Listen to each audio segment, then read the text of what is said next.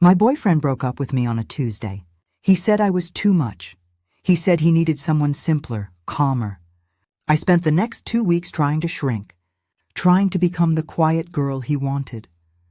Then I saw him in the park, sharing earbuds with my best friend, Chloe. He hadn't just found someone calmer. He'd found her in my shadow. And in the quietest, most devastating way, he'd proven I was right to be afraid. I hit post and watched the video upload. My face, shiny and excited, filled the tiny phone screen. Okay, so the ending, I said to my followers, talking way too fast. I have thoughts. So many thoughts. First, the betrayal was obvious from Act 1, but the way they shot it. I swiped over to Chloe's feed. She'd posted an hour ago, right after we left the theater. It was a single photo of her ticket stub, torn in half, resting on her knee. The filter made the whole picture look blue. Her caption, "Finished." I loved Chloe, but I never understood how she could hold so much inside. I couldn't. I had to let it out, like shaking a soda can until it exploded. Ben used to love that. I scrolled back to a picture from 2 months ago. Me, Ben, and Chloe at the state fair. My hair was wild from a ride, and I was laughing, my mouth wide open. Ben was right next to me, his arm tight around my waist, grinning. He'd captioned it, "With my favorite force of nature." That was him. That was us. I remembered the concert we went to last month. The bass was so loud I could feel it vibrating in my teeth. The air was hot and sticky, and everyone smelled like sweat and spilled soda. I screamed every lyric, my voice cracking, my hands in the air. I grabbed Ben's face and kissed him, hard. He just laughed, pulling me closer. His eyes looked so bright in the flashing purple and green lights. But that feeling started to fade. It was like a tap dripping. Small things. We were in my bedroom last week. I was lying on my stomach, sketching on my tablet. He was on his phone. I was thinking, I said, about that internship at the design studio. If I got it, I could save up, and then maybe we could look at apartments in the city for college. Not together necessarily, but in the same area. The room went quiet. I looked over. Ben hadn't moved, but the smile was gone. He was just staring at his screen. "Ben?" He locked his phone and dropped it on the comforter. "Maya, can we just relax? It's junior year. College is ages away." "I know, I just like planning. It's exciting. It's a lot." He rubbed the back of his neck. "You're always at a 10. Sometimes I just need, like a 6. My stomach felt tight. "Oh yeah, sorry." I went back to my drawing, but the excitement was gone. I just shaded in the same corner over and over until the digital pencil tore the paper. Chloe saw it too. We were at our usual coffee shop, the one with the rickety tables. I was explaining my idea for a new vlog series, showing them my storyboards, my voice getting louder, and then, for the main segment, I'll do a rapid-fire review. Like bam, bam, bam, all facts, total energy. Ben looked past me, toward the window, his expression blank. He just nodded. Chloe slid her empty cup toward the middle of the table. "Hey, Ben, did you finish that history paper?" Ben blinked, turning back to her. His shoulders dropped. "Oh yeah, almost. Mr. Harrison is brutal with the word count." "Tell me about it," she said with a small smile. The conversation shifted. It moved to classes, to homework, to easy, simple things. Ben relaxed. He laughed.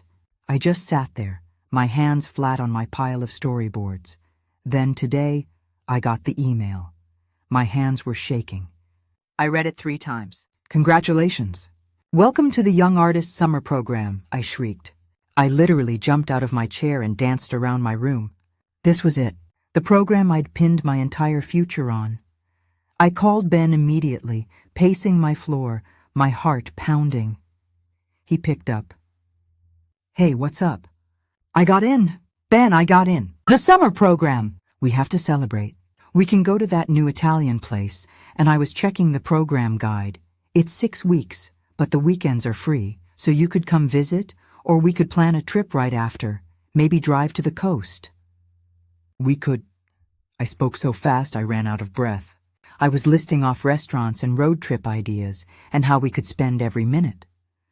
The other end of the line was completely silent. Ben? I stopped pacing. Are you there? Maya. His voice was flat. We need to talk. My blood went cold. What do you mean? Talk about what? I can't do this. Do what? I sank onto the edge of my bed. Do the coast trip? We can do something else. This, he said. His voice sounded tired. All of this. You're just too much, Maya. I can't keep up. I held the phone so tight my fingers ached. What? I need someone simpler, calmer. The call ended. I just stood there, listening to the beep, beep, beep of the disconnect. Simpler, I whispered to my empty room. Calmer, I looked at my walls. They were covered in posters, sketches, strings of LED lights, and printouts of my art. My desk was a mess of pens, 2 half-full mugs of cold coffee, and my open tablet still showing the bright, aggressive colors of the design I was working on. Everything was loud. Everything was me, my stomach twisted. I felt sick, like I'd eaten something sour. He was right. It was all too much. I was too much. I grabbed my phone, my hands shaking. I went straight to my profile. That video I posted, the one from the theater? My voice sounded shrill. I looked manic. I deleted it. I scrolled down. The post from the fair, the one Ben had captioned. Force of nature. I untagged myself. Scroll. A video of me ranting about a book I loved. Delete. Scroll. A photo series of my lunch, with a long, passionate caption about why food is art. Delete. Scroll. The concert. Me, screaming the lyrics, my face shiny with sweat. Delete. Delete. Delete. I kept going, wiping away weeks, then months of my own life. With every tap, my chest felt a little tighter, a little more hollow. I was erasing the proof. If I got rid of the evidence, maybe I wouldn't be that person anymore. That night, at dinner, my mom talked about her day at work. Normally, I'd jump in, ask a million questions, tell my own story about my classes. Tonight, I just picked at my food. Maya, you okay? My dad looked at me over his glasses. You're awfully quiet. Yeah, I forced a small smile. Just tired. Long week? Did you hear back from that summer program? My mom asked. I flinched. The email. The thing that had made me so happy. Oh, yeah, I got in. Honey, that's amazing. She clapped her hands. We should celebrate. Go to the Italian place. I don't really feel like it, I said, pushing my pasta around. It's not a big deal. My dad frowned. Not a big deal? You've been working on that portfolio for... I'm just tired, I repeated, my voice flat. May I be excused? I went to my room and sat on my bed in the dark. I had made myself smaller. I had turned my volume down, and I had never felt so empty. I texted Chloe, "Are you busy?" She replied almost instantly. "No, what's wrong?" "Ben broke up with me. I'm coming over." She was there in 10 minutes. We didn't stay in my room. It felt too bright, too accusing. We walked to the 24-hour coffee shop, the one with the buzzing fluorescent lights and the smell of stale donuts. We sat in a booth, the vinyl seat cracking under me. I told her everything. The words came out shaky, not in a flood, but in little broken pieces. He said I was too much. I stared into my cup of black coffee. I didn't even like black coffee. He said he needed someone calmer. I finally looked at her. My eyes were burning. Am I, Chloe? Am I too much? This was the moment. This was where my best friend was supposed to get angry. To say, no, he's an idiot. To defend me, Chloe just watched me. She pushed the napkin dispenser toward me. "Here," she said softly. I took one, even though I wasn't crying yet. "Chloe?" She sighed, stirring her own tea. Her eyes focused on the little whirlpool she was making. "He's just one guy, Maya." But he said, "Ben." "Ben doesn't like conflict," she said, choosing her words so carefully. "He likes things to be easy. So I'm not easy?" The lump in my throat was huge. You, she said. It sounded like an apology. He didn't know how to handle you. Handle me. Like I was a problem, a thing to be managed. She wasn't defending me. She was explaining him. I sat back, the vinyl squeaking against my jacket. The coffee tasted bitter. I felt cold all over. I had come here for comfort, but I just felt analyzed. We sat in silence for a few minutes. Chloe sipped her tea. I just held the warm mug. "You'll be okay," she said, putting her hand on my arm. Her skin was cool. "You just need time." I nodded, but I wasn't okay. I had just shown my two closest people my biggest hurt, and one had run away. The other just handed me a napkin. Weeks passed.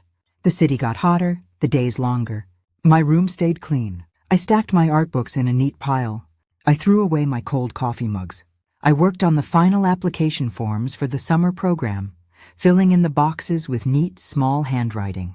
My passion was gone, replaced by a dull, quiet routine. I hadn't posted anything online since the breakup. My phone was just a window now, something to look through, not to speak with. I spent hours just scrolling, my thumb moving up, up, up, watching other people live their loud lives. I was on Ben's feed. I don't know why, I just was. He hadn't posted much. A picture of his dog, a shot of his sneakers on some grass, and then a new one. It was a cup of coffee. A latte with a shaky heart drawn in the foam. It was in one of those thick blue ceramic mugs. I recognized it. I recognized the scratch in the dark wood of the table underneath it. It was the Archive, the tiny, quiet coffee shop near the public library. The place was always freezing and smelled like old books. I hated it. Chloe loved it.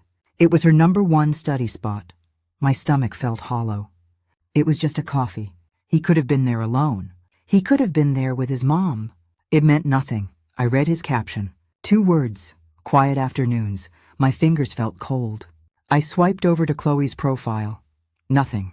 It was locked down, but we were still friends. Her last post was the movie ticket stub. Weeks ago, that was normal for her. It meant nothing. It was a coincidence, but the hollow feeling didn't go away. It stayed with me all day, a little knot of ice right under my ribs. Later, I had to get out of my room. The silence was too heavy. I put on my headphones, but I didn't play any music. I just walked. I walked past the pizza place, past the high school, past the record store. The city was noisy. A bus hissed its brakes, and a group of guys laughed on the corner. I just kept walking, feeling like I was in a bubble. I cut through the park. It was late afternoon, and the sun was low, making the grass look yellow. The air was warm and smelled like cut grass. I saw them. They were on a bench near the pond. Our bench, the one where Ben and I had carved our initials last fall. They were sitting close. Very close. Chloe's head was resting on Ben's shoulder. He had his arm around her. They were sharing a single pair of white earbuds. One bud in his ear, one in hers. They weren't talking. They weren't laughing. They were just sitting there, perfectly still, watching the ducks. They looked like a photograph. Calm, simple. I couldn't breathe. My chest felt like it was being crushed. This wasn't just a breakup. This was an erasure. He didn't just replace me. He replaced me with my opposite, with my confidant. I didn't yell. I didn't cry. The new quiet Maya just walked. My sneakers made no sound on the gravel path. I walked right up to them until my shadow fell over their laps. They both looked up, startled. Chloe's eyes went wide. She ripped the earbud out, and it dangled against her shirt, playing a tiny, tinny song. Ben just looked annoyed. "Maya," Chloe whispered. She didn't move away from Ben. "How long?" My voice came out low and shaky. "Maya, it's not what—" she started, finally pushing herself upright, away from him. "How long?" Ben stood up then, placing himself between us. "Look, Maya, just go. This isn't your business." "You're sitting with my best friend," I said, my voice cold. "It is my business." I looked past his shoulder, right at Chloe. She was staring at the ground, at the gravel, at anything but me. "Chloe, look at me." She finally, slowly lifted her head. Her face was pale. She looked guilty. "It just happened," she whispered. "It just happened?" The words felt sharp in my mouth. "You sat in that coffee shop with me. You listened to me cry. You watched me tear myself apart over him. It wasn't like that," she said. Her voice got a little stronger, a little defensive. He's easy, Maya. It's quiet. Quiet, simpler, calmer. All the words he used. All the words she used to describe him. I'm sorry, she said. But her eyes were steady. She wasn't sorry. She was just caught. But, she added, and her voice was firm now, you know how you are. You exhaust people. You exhaust people. The words just hung there in the warm air of the park. They didn't hit me like a slap. They landed quietly and then sank deep inside. Ben and Chloe stood together, a single unit. They stared at me. They were waiting for me to explode, to yell, to cry. To be too much, I did nothing. I looked from Chloe's set jaw to Ben's blank face. I saw my broken friendship and my dead relationship, and I felt nothing. Just a deep, heavy quiet. I turned around. I walked away. I didn't run. I just walked, my steps even on the gravel path. I could feel their eyes on my back. I didn't look back. I walked all the way home. The city noise was just a buzz in my ears. Cars, people talking, music from an open window. It was all distant, like I was underwater. I got to my room and closed the door. The first thing I did was pick up my phone. I went to Chloe's contact. I didn't delete it. I just muted it. Forever. I did the same for Ben. Then I saw my art tablet on my desk. My last project was still on the screen. It was a self-portrait, but done in wild, bright colors. My eyes were huge and full of light. My hair was a storm of purple and orange lines. It was vibrant, energetic. It was exhausting. I held my finger over the power button. I pressed down until the screen went black. Then I slid the tablet into its case, zipped it up, and pushed it under my bed. I didn't want to see it again. The next few months were gray. I had successfully made myself less. I woke up, I went to school. I sat in the back of my classes and took notes in neat, small letters. I ate lunch alone in the library, the quiet hum of the lights a constant companion. At home, I did my homework. I cleaned my room until it was spotless. No clothes on the floor, no stray pens. My vibrant posters just looked like paper. I didn't listen to music. I didn't watch movies. I just existed. My digital spaces were silent.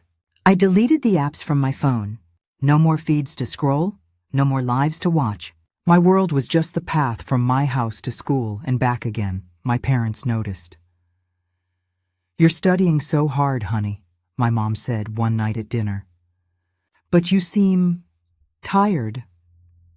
I'm fine, I said, cutting my chicken into perfect, tiny squares. You haven't seen Chloe in a while, my dad added. Everything okay there? We just grew apart, I said. The lie felt easy. It felt like nothing. I was a ghost in my own life. I walked through the school hallways, a current of loud teenagers flowing around me. I saw people I knew, people who used to be my friends. They'd give me a small wave, a confused look. I would just nod back, my face a blank mask, and keep walking. I saw Ben and Chloe sometimes.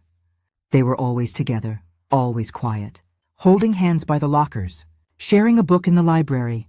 They never looked happy exactly. They just looked settled, like two pieces of furniture that had been placed next to each other. One day, I saw them sitting at a table in the cafeteria. Ben was on his phone. Chloe was reading a book, a small, content smile on her face. He had found his calm. He had found his six. I didn't feel angry. I didn't feel sad. I just felt distant, like I was watching strangers. I had become the person they wanted me to be. I was simple. I was calm. I was quiet. And I was completely, utterly empty. The quiet wasn't peaceful. It was just an absence of everything, an absence of me. One afternoon, I was cleaning out my email inbox, deleting spam, unsubscribing from store promotions. I was about to select all and hit delete when I saw a subject line. Young Artists Summer Program, final registration required. I froze, my finger hovering over the screen. The program, the thing that had started all of this. My biggest dream. I opened the email. Dear Maya, we are thrilled to have you join us. Please confirm your spot by this Friday. Friday was 2 days away. I stared at the words. Thrilled to have you join us. It was a message from my old life. From the loud, passionate girl who had a future she screamed about. The girl I had worked so hard to kill. I stared at the email for a long time. Please confirm your spot by this Friday. Today was Wednesday. I had 2 days. This email was a fork in the road. I could click decline. I could close the laptop, go back to my clean, quiet room, and keep being the ghost. It would be easy. No one would be exhausted by me. No one would even notice me. Or I could click confirm. I thought about the last few months. The silence, the emptiness, the feeling of being hollowed out. I had tried so hard to be less, and now there was almost nothing left. This was a lifeline. A weak signal from the girl I used to be. The girl who applied for this program, who was so excited she couldn't stop talking. The email mentioned a pre-program mixer for local students. It was at a small downtown art gallery. It was tonight. The thought of walking into a room full of people made my stomach clench. Talking, meeting new artists, being seen. It sounded awful. But the deadline was Friday. I stood in front of my closet. My clothes were a row of gray, black, and beige. Easy, simple. I picked out a gray t-shirt and jeans. Then I stopped. My hand moved almost on its own to the very back. My fingers brushed against a different texture. I pulled it out. It was my old yellow sweater. It was bright, almost offensively so. It was my favorite. I looked at it for a whole minute. It was a piece of her, the too much girl. I pulled off the gray shirt and put on the yellow sweater. It felt strange, too bright. It felt like I was wearing a warning sign.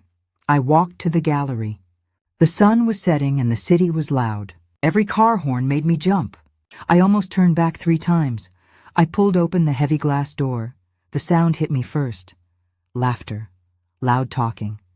Music was playing, something with a fast electronic beat. The gallery was packed. The walls were white, but they were covered in huge, chaotic paintings. Colors were smeared and thrown onto canvases. Sculptures made of scrap metal stood in the corners. It was everything my room wasn't. It was vibrant. It was alive, and it was terrifying. I felt like I was on fire in my yellow sweater. Everyone here seemed so confident, so artistic.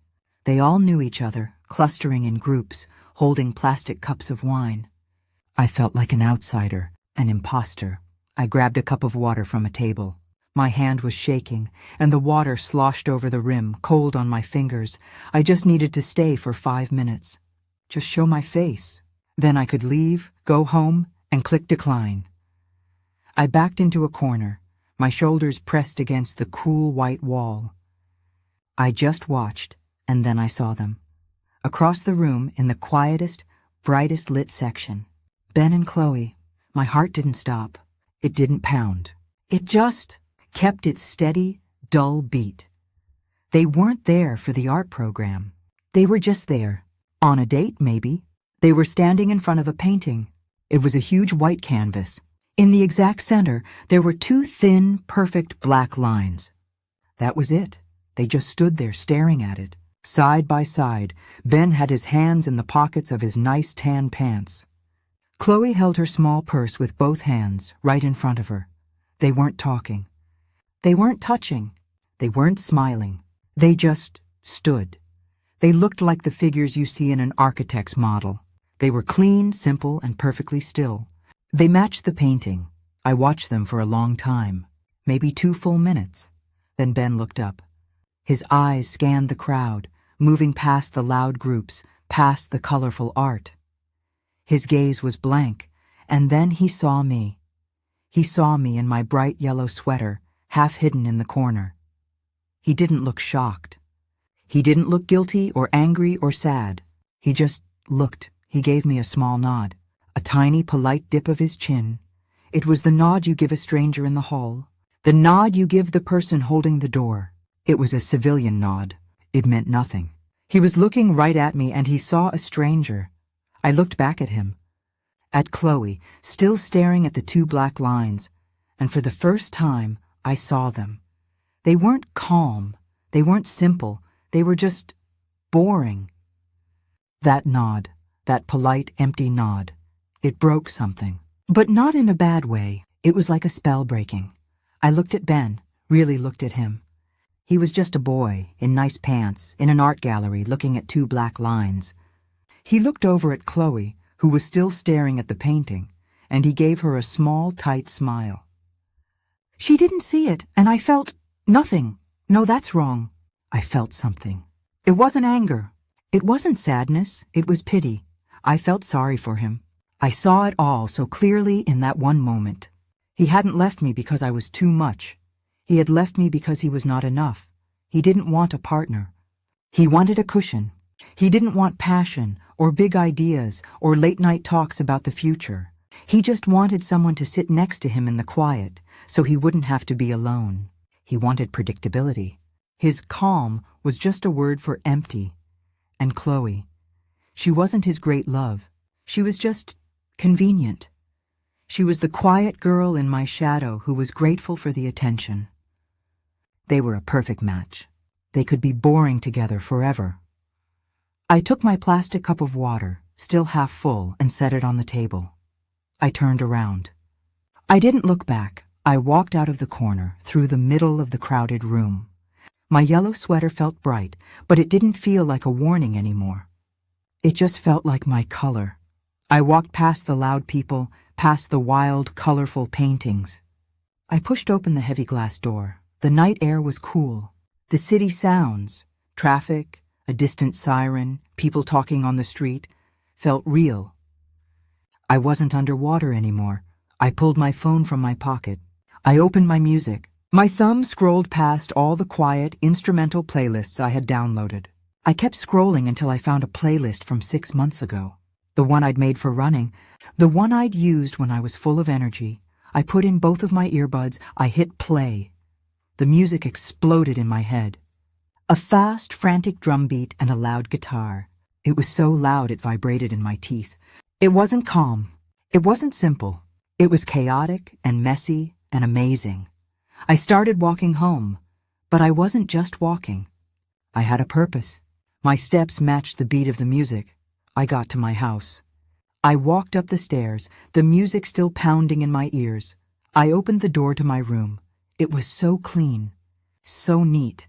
The beige comforter was perfectly smooth. The books were stacked. The walls were bare. It was a sad, quiet, gray little box. It wasn't my room. Not anymore. I walked straight to my bed. I dropped to my hands and knees on the rug. I reached under the bed, my fingers feeling the dusty floorboards. They hit the cool nylon of the tablet case. I grabbed the zipper and pulled it. The case opened with a zip. I pulled out the tablet. It was cold and smooth in my hands. I pressed the power button. The screen flashed to life, painfully bright in my neat, dark room. My old art program was still open. A blank white canvas waited for me. It looked just like the painting in the gallery. A big, empty, quiet space.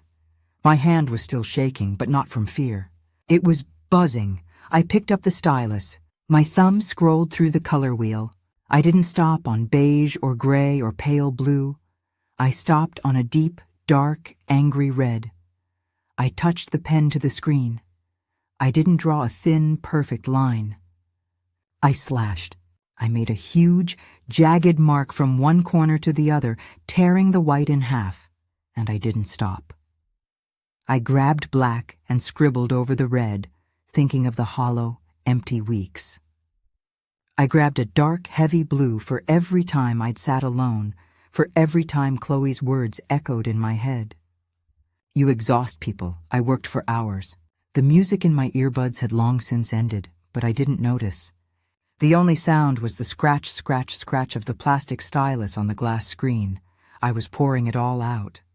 Every mean word, every fake smile, every silent hallway, every single day I had tried to shrink.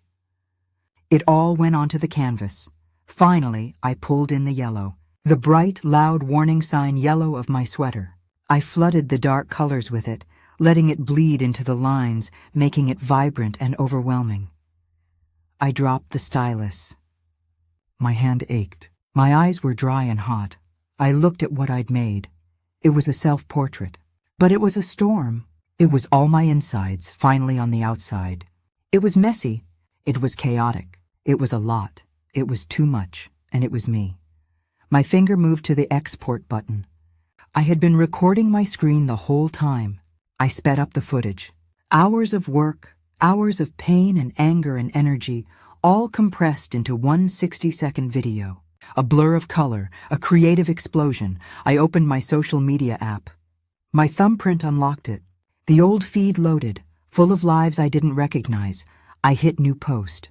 I selected the video. I typed out the caption. Too much. And then some. I hit share. I set the phone down on my nightstand, the screen facing up. I didn't care if Ben saw it. I didn't care if Chloe saw it. I didn't care if the whole world saw it. I felt light. The silence in my room was just silence now, not a heavy blanket. I felt tired, but I didn't feel empty. My phone screen lit up. A small buzz on the wood, a notification, a comment. My heart did a little jump. I leaned over. It wasn't from Ben. It wasn't from Chloe. It was from a girl named Sarah, someone from my history class. A girl who sat 2 rows over who I'd never spoken to. I read her words. This is amazing. The energy. I stared at that word. Energy. Not too much, not loud, not exhausting. Energy. I felt a small, strange pulling at the corner of my mouth. I touched my lips. It was a smile. It wasn't the huge, open-mouthed laugh from the State Fair photo. It was small. It was quiet, but it was real.